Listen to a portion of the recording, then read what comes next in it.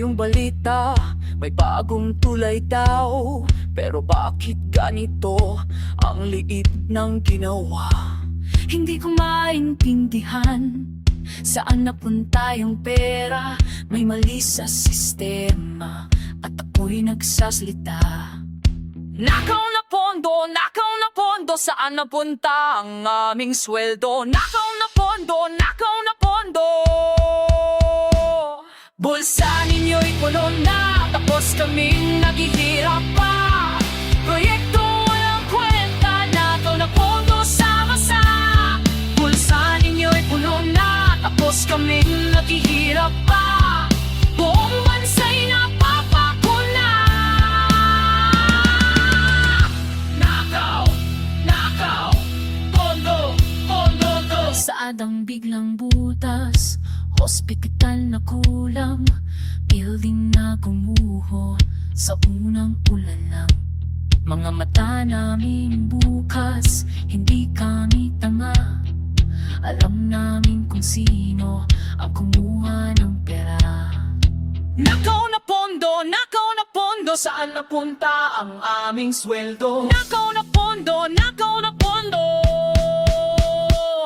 Bulsa ninyo'y puno na, tapos kaming naghihirap pa.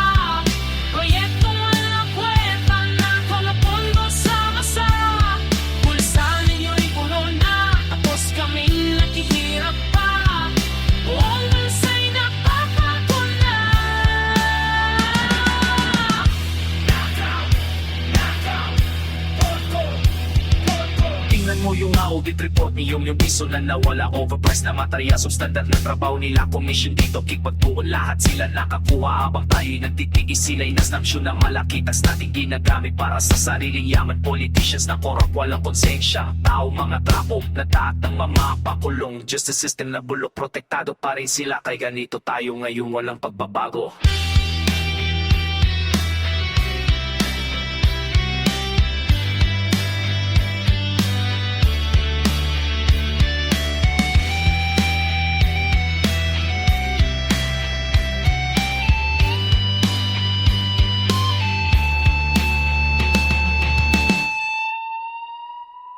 Ilang dekada na, pareho pa rin ang kwento. Mga pangako nila, puro kasinungalingan po.